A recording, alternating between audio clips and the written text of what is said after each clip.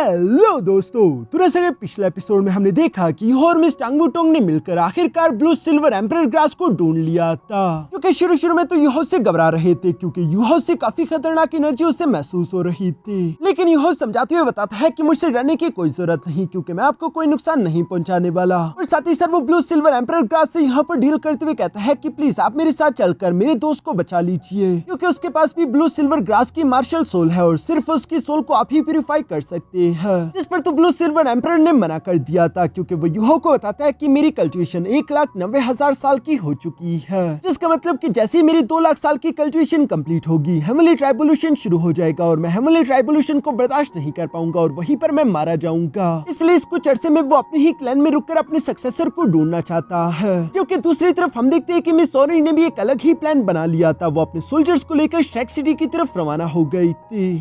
अब आगे तो नेक्स्ट एपिसोड की शुरुआत यहाँ पर बिल्कुल उसी सीन से शुरू होती है जहाँ ब्लू सिल्वर एम्परर यूहो को बता रहा था कि मेरा मिक्स्ड ब्लड लाइन है और मिक्स्ड ब्लड लाइन होने की वजह से मेरी कैपेबिलिटीज पर भी लिमिट है, जिसकी वजह से मैं हेवनली ट्राइबोल्यूशन को बर्दाश्त नहीं कर पाऊंगा। इसलिए मैं 10,000 साल में अपने ही क्लैन में किसी सक्सेसर को ढूंढना चाहता हूँ। मुझे माफ करना, मैं तुम्हारे साथ नहीं चल पाऊंगा। ये सुनकर यूहो जवाब देते हुए कहता है कि अगर आप मेरे साथ चलने के लिए तैयार हो जाए तो मैं एक ऐसी जगह को जानता हूँ जो कि नेचुरल ट्रेजर से भरी हुई है। वहाँ पर प्लांट टाइप सोल बीस्ट आसानी के साथ कल्टिवेशन कर सकते हैं। यूहो यहाँ पर आइस एंड फायर यानी कि यिन यांग पुल की बात कर रहा था। इसलिए यूहो अपनी बात को आगे बढ़ाते हुए कहता है कि सीनियर, अगर आप मुझ पर भरोसा कर ले तो मुझे पूरा यकीन है कि आपको और जरा मौका मिल जाएगा अपने ही क्लैन के ब्लू सिल्वर ग्रास के किसी सुपीरियर ब्लड लाइन के सक्सेसर को चूज करने का, जिससे मैं यहाँ से उस नेचुरल ट्रेजर वाली प्लेस पर ले जाऊंगा जहाँ पर उसकी कल्टिवेशन और जरा तेजी के साथ होगी। उसका ब्लड लाइन पहले से भी जरा प्यूरिफाई हो जाएगा। आपको हिस्ट्री का सबसे ज्यादा पावरफुल ब्लू सिल्वर एम्परर मिल सकता है। यूहो जब ये सब कह रहा था तभी अचानक स्टार एनीज भी बाहर की तरफ आकर ब्लू सिल्वर एम्परर ग्रास को बताते हुए कहता है कि मैं भी उसी जगह से आया हूँ। मैंने उस जगह पर बस सिर्फ 10,000 साल तक की कल्टिवेशन की थी और सिर्फ इतनी ही अरसे में मुझे 1 लाख साल की कल्टिवेशन पावर मिल चुकी है और मैं 1 लाख साल का कल्टिवेशन बीस्ट बन गया। तो सब सुनकर ब्लू सिल्वर एम्परर ग्रास जवाब देते हुए कहता है कि अच्छा ठीक है। और इसी के साथ हम देखते हैं कि कई सारे टेंटिकल चारों तरफ से यहाँ यूहो और मिस टांग वुटोंग के सामने इकट्ठा होने लगे, जिसे देखकर तो वो दोनों ही काफी जरा हैरान हो गए थे और हमें देखने को मिलता है कि वो टेंटिकल्स कंबाइन होकर ब्लू सिल्वर एम्परर ग्रास में कन्वर्ट हो गए, जो कि एक सीनियर बुढ़ाऊ जैसा दिखता था। और वो यूहो से कहने लगा कि मुझे तुम पर भरोसा है। जो सुनकर तो यूहो और मिस टांग वुटोंग दोनों ही ब्लू सिल्वर एम्परर का शुक्रिया अदा करने लगे और वो उससे कहते हैं कि फिक्र ना करे, आपका भरोसा हम टूटने नहीं देंगे। जिस पर ब्लू सिल्वर एम्परर कहता है कि ठीक है, फिर मैं तुम लोगों के साथ चलने के लिए तैयार हूँ। जो सुनकर मिस टांग वुटोंग खुश होते हुए यूहो से कहती है कि ये तो जबरदस्त हो गया, चलो जल्दी से वापस चलते हैं, हम जल्दी से सिस्टर टांगिया की जान बचा लेंगे। जो सुनते यूहो मिस टांग वुटोंग को लेकर फौरन से शेक सिटी की तरफ रवाना हो गया।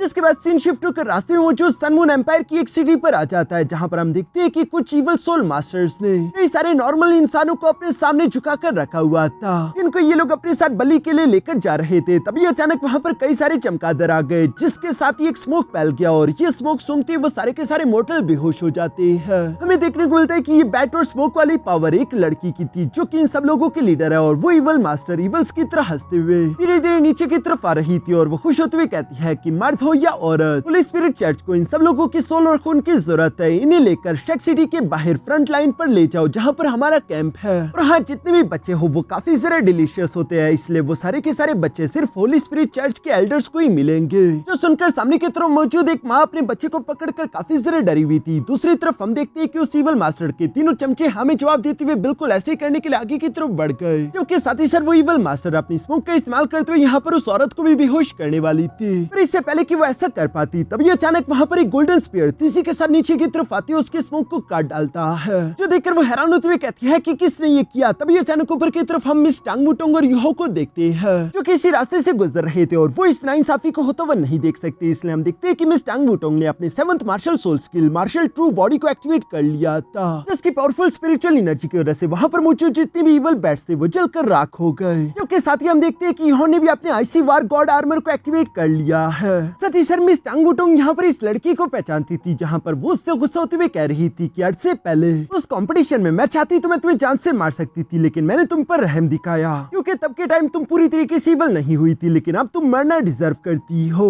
ये आवाज सुनकर वो लड़की भी शौक होते हुए कहती है कि ये आवाज काफी जानी पहचानी है, तुम तो टंग सेट की टीम मेंबर हो ना, जिसका सामना कॉन्टिनेंटल सोल मास्टर टूर्नामेंट में हमारे साथ हुआ था।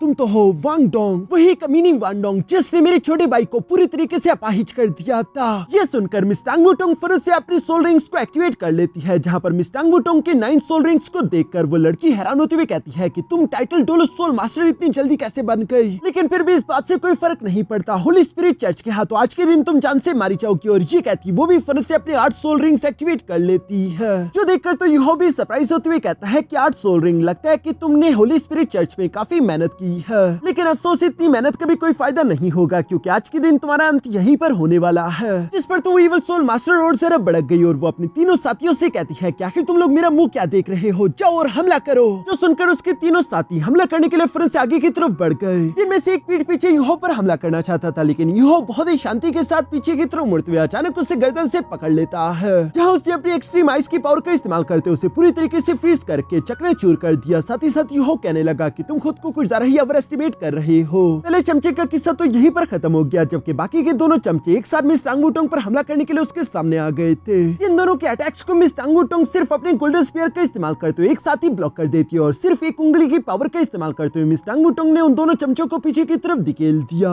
जिस लम्हे के साथ ही हम देखते हैं कि वो इविल सोल मास्टर भी तीसरी के साथ आगे की तरफ बढ़ते हुए यहाँ अपने पंचों का इस्तेमाल करके मिस टांग वुटोंग पर बार बार हमले करने लगी, लेकिन मिस टांग वुटोंग बहुत ही आसानी के साथ उसके हर एक अटैक को डॉज करते हुए यहाँ एक कराटे चौक के साथ उसे हिट करते हुए पीछे की तरफ चट्टान पर दे मारती है, जिस पर तो वो खून की उल्टियां करने लगी। लेकिन अभी भी उसका गुस्सा शांत नहीं हो रहा था। उसने फिर से अपनी इनहेलेशन बैट की टेक्निक को एक्टिवेट कर लिया, जहां बहुत सारे बैट अटैक तेजी से मिस टांग वुटोंग की तरफ आ रहे थे, लेकिन मिस टांग वुटोंग अपने गोल्डन स्पीयर को तेजी के साथ गोल गोल घुमाते उस अटैक को ब्लॉक कर लेती है। साथ ही साथ हम देखते हैं कि मिस टांग वुटोंग ने अपनी ड्रैगन क्लॉ टेक्निक का इस्तेमाल करते हुए फिर से उस इविल सोल मास्टर पर हमला कर दिया, जिससे हिट होते हुए ये लड़की उड़ते हुए कई सारे बिल्डिंगों को पार करते हुए नीचे की तरफ जा गिरती है। उसकी हालत बहुत ही खराब हो चुकी थी। ये देखकर उसका एक चमचा गुस्सा होते हुए कहता है कि मेरी मास्टर को चोट पहुंचाकर तुमने अच्छा नहीं किया, मैं तुम्हारा सारा खून पी जाऊंगा। ये कहती वो तीसरी के साथ मूव करते हुए फिर से मिस टांग वुटोंग के पीछे आ गया, लेकिन मिस टांग वुटोंग तो उसे कोल्ड नजरों के साथ देखते हुए फिर से अपनी ड्रैगन क्लॉ का इस्तेमाल करके पकड़ लेती है। साथ ही साथ वो कह रही थी कि कमजोर इंसान जरा हवा में मत उड़ो। ये कहती मिस टांग वुटोंग अपनी मुट्ठी बंद करते उस बंदे को कुचलते हुए जान से मार डालती है।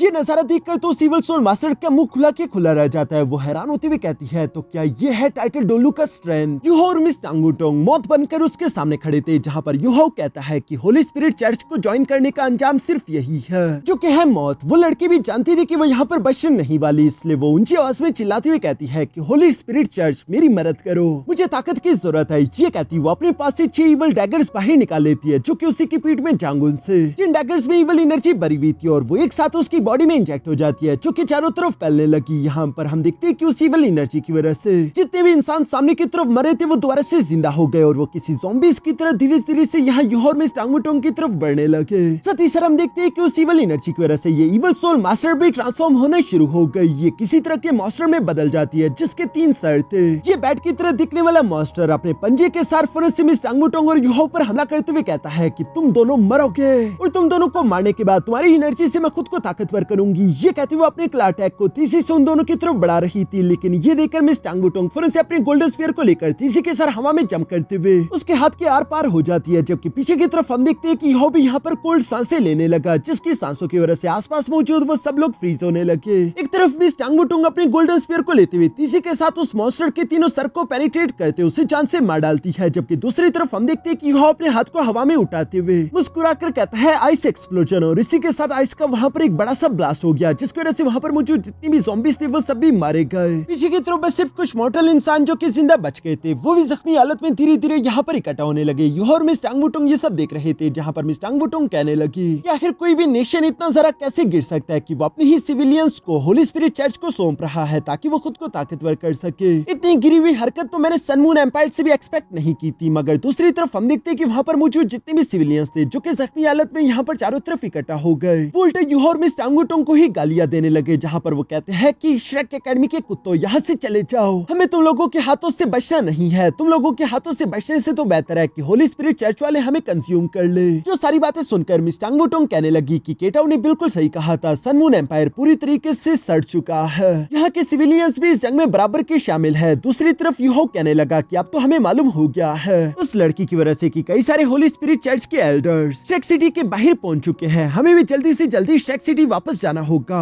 लगता है कि वहाँ की सिचुएशन अच्छी नहीं। जो सुनकर यूहो और मिस टांग वुटोंग दोबारा से शेक सिटी की तरफ उड़ते हुए रवाना हो गए। दूसरी तरफ सीन शिफ्ट होकर यहाँ शेक एकेडमी के पोसाइडन पेविलियन में आ जाता है, जहाँ पर हम देखते हैं कि शेक एकेडमी के सारे एल्डर्स आपस में बैठकर एक मीटिंग कर रहे थे।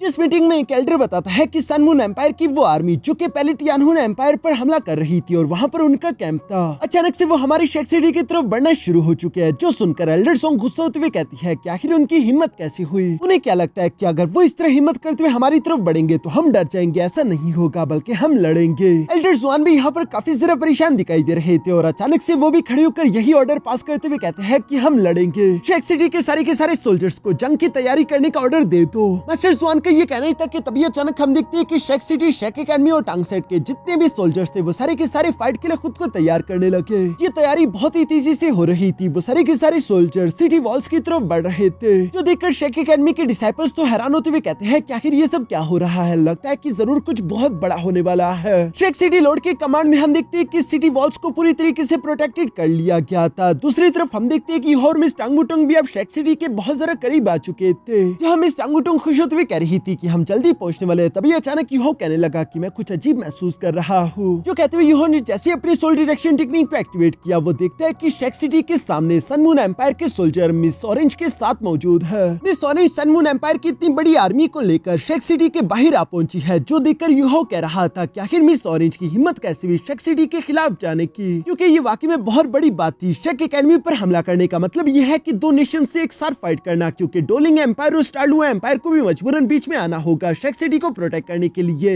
लेकिन दूसरी तरफ हम देखते हैं कि मिस ऑरेंज के चेहरे पर जरा भी परेशानी दिखाई नहीं दे रही थी, बल्कि वो अपने सोल्जर्स को इशारा करती है, जिन्होंने अपने सोल गाइडेंस कैनन के कुछ शेल्स को हवा में फायर कर दिया, जो कि हवा में जाते ही ब्लास्ट कर गए। जिन ब्लास्ट को करने के बाद मिस ऑरेंज धीरे से पीछे की तरफ जाने लगी, जबकि दूसरी तरफ शेक एकेडमी के सारे एल्डर उन्हीं ब्लास्ट को देख रहे थे, जो कि असल में एक मैसेज था। आग से बने उस मैसेज में यही लिखा था कि यूहो को हमारे हवाले कर दो, तुम लोगों के पास 10 दिन है, अगर ऐसा नहीं किया तो अगले 10 दिन में पूरी की पूरी शेक सिटी को खाक में मिला दिया जाएगा और वहाँ पर मौजूद सारे इंसान जान से मारे जाएंगे। यूहो और मिस टांगुटोंग ने भी ये देख लिया था और वो दोनों टेलीपोर्ट करते हुए यहाँ शेक सिटी के वॉल्स पर आ गए, जिन्हें देखकर तो मास्टर जुआन खुश होते हुए कहता है कि यूहो आखिरकार तुम आ गए। दूसरी तरफ यूहो सवाल करते हुए पूछता है कि एल्डर जुआन आखिर यहाँ पर ये सब क्या चल रहा है। अचानक से सन मून एम्पायर की आर्मी शेक सिटी के बाहर कैसे पहुंच गई है? क्या इसका यही मतलब है कि टियानहुन एम्पायर पूरी तरीके से गिर चुका, यानी कि उससे सन मून एम्पायर ने कब्जे में ले लिया है? यूहो और मिस टांगुटोंग का ये कहना ही था कि तभी अचानक पीछे से प्रिंसेस वीना भी वहाँ पर आ गई, जिसे यहाँ पर देखकर यूहो और मिस टांगुटोंग का शक बिल्कुल सही साबित हो गया। वो समझ गए थे कि जो वो सोच रहे वो बिल्कुल सच है। मास्टर जुआन भी यूहो से कहते हैं कि सारी डिटेल की बातें चलो पोसाइडन पेविलियन चलकर करते हैं। जिसके बाद सीन शिफ्ट होकर पोसाइडन पेविलियन के मेन हॉल में आ गया था, जहाँ पर यूहो ने सारे एल्डर्स को बता दिया कि उसने सन मून एम्पायर में क्या कुछ किया है। जो सब सुनकर तो मास्टर जुआन हैरान होते हुए कहते हैं कि अच्छा तो तुमने सन मून एम्पायर को अंदर से इतना सारा हिला दिया था।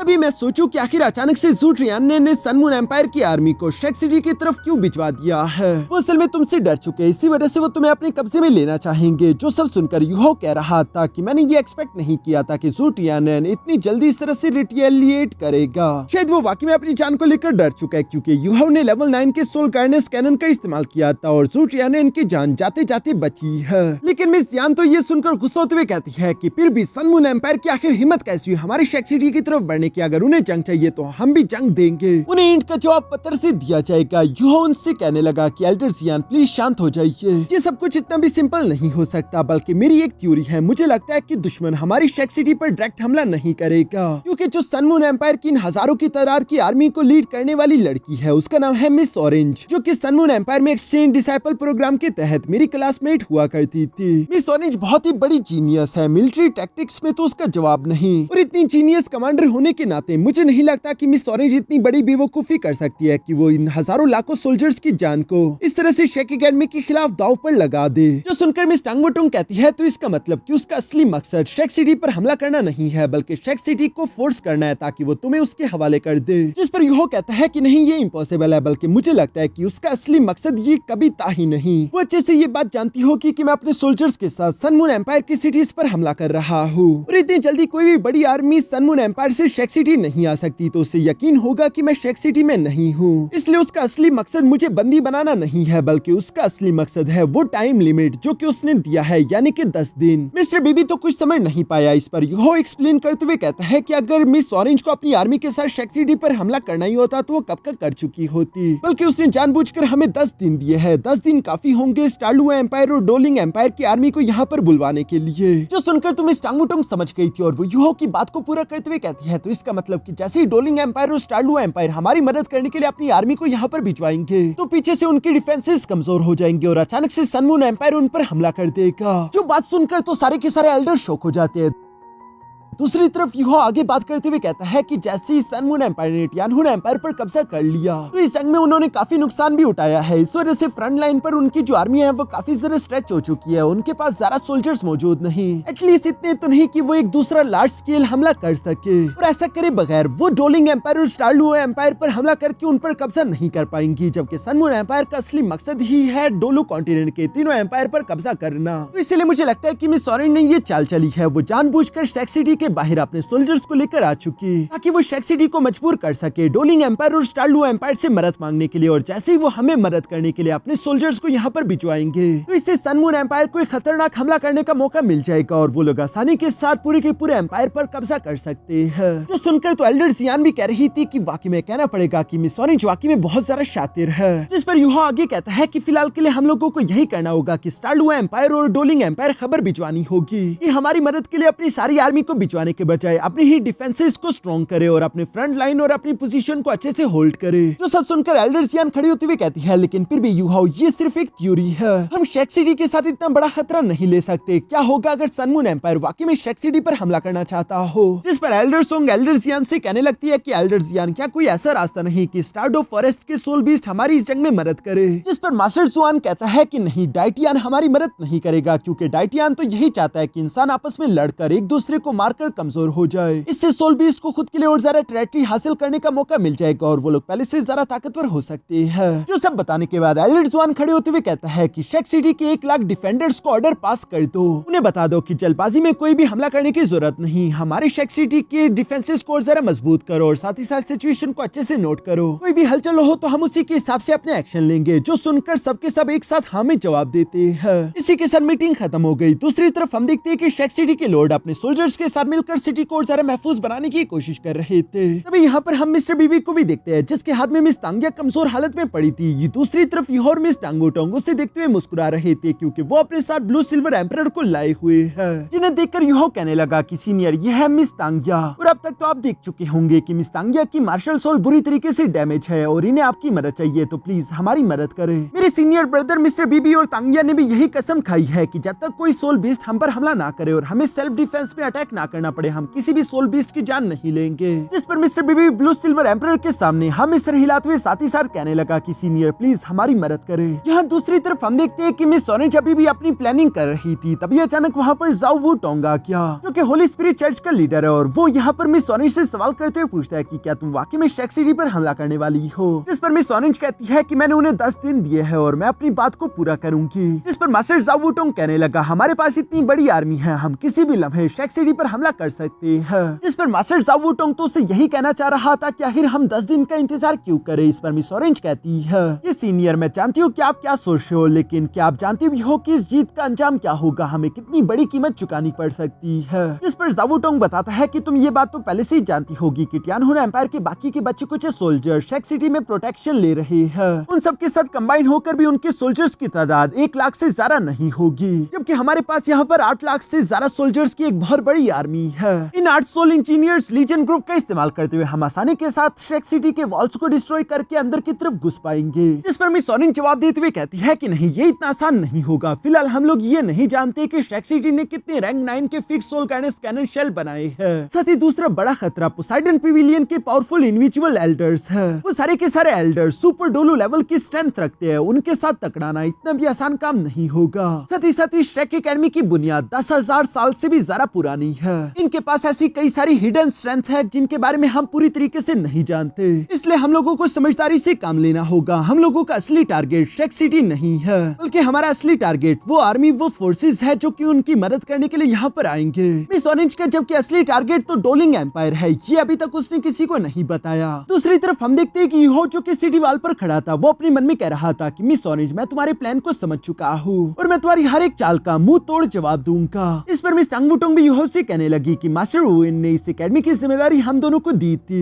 जाने से पहले वो जानती थी कि ऐसा खतरा जरूर आएगा और हम उन्हें निराश नहीं कर सकते। यूहो ये सुनकर थोड़ा सा उदास होते हुए कहता है कि मुझे लगा था कि हमने सन मून एम्पायर की इतनी सिटीज पर हमला कर दिया है तो इससे सन मून एम्पायर जंग में कमजोर हो जाएगा, लेकिन मुझे देखकर लग नहीं रहा कि हमारे किए का जरा असर हुआ है। मानो जैसे यूहो भी थोड़ा सा निराश हो रहा हो। इस पर मिस टांग वुटोंग यूहो का हाथ पकड़ते हुए कहती है कि तुम ही हो वो अकेले अल्टीमेट सोल्जर जिसे शेक एकेडमी ने इतना काबिल बनाया है। तुम ही हो जो कि इस जंग की सिचुएशन को पलट सकते हो, इसलिए तुम में खुद पर भरोसा रखना होगा और मुझे भी तुम पर पूरा यकीन है। मिस टांग वुटोंग की बातें सुनकर यूहो की आंखों में भी जोश आ गया था और वो मिस टांग वुटोंग से कहता है कि यकीनन इस जंग को खत्म करने का रास्ता मैं जरूर निकाल लूंगा। साथ ही यूहो मिस टांग वुटोंग से कहने लगा कि तुम्हें मेरा एक काम करना होगा, मेरा एक लेटर जाकर डोलिंग एम्पायर दे दो जिसमें यूहो ने उन्हें सारी की सारी सिचुएशन बता दी है। साथ ही साथ यूहो ने उन्हें अपनी डिफेंसेस को स्ट्रॉन्ग करने का बोला था। ये एक लेटर लेकर मिस टांग वुटोंग को डोलिंग एम्पायर जाना है। साथ ही साथ यूहो कहता है कि सेकंड लेटर को प्लीज मिस्टर बीबी के हवाले कर देना और वो उसे स्टार्लू एम्पायर ले जाएगा ताकि दोनों एम्पायर पूरी तरीके से तैयार रहे। ये सुनकर मिस टांग वुटोंग यूहो से सवाल करते हुए पूछती है कि और तुम तब तक क्या करने वाले हो, जिस पर यूहो जवाब देते हुए कहता है कि पहले तो मैं टीचर तांगिया को ठीक करूंगा, उनके ठीक होने के बाद मैं सेकुलेशन में चला जाऊंगा जहां पर मैं अपना सेकंड सोल कोर बनाऊंगा ताकि मैं टाइटल डोलू लेवल पर पहुंच जाऊं। मगर सेकंड सोल कोर को बनाना यूहो के लिए काफी ज्यादा डिफिकल्ट था। मिस टांग वुटोंग भी ये सुनकर यूहो से सवाल करते हुए पूछती है कि तुम आखिर ये कैसे करोगे, ये बहुत ज्यादा खतरनाक है। जिस पर यूहो जवाब देते हुए कहता है कि मुझे ये करना होगा, मुझे सेकंड सोल कोर बनाना ही होगा ताकि मैं टाइटल डोलू लेवल में इंटर कर सकूं। सिर्फ उसी ताकत के साथ मैं सन मून एम्पायर की इस आर्मी को क्रश करने की काबिलियत रख सकता हूँ। सिर्फ यही तरीका है मिस ऑरेंज और उसकी आर्मी को यहाँ से पीछे धकेलने का। और यूहो के जोश के साथ ये कहते साथ ही हमारा ये एपिसोड यहीं पर खत्म हो जाता है।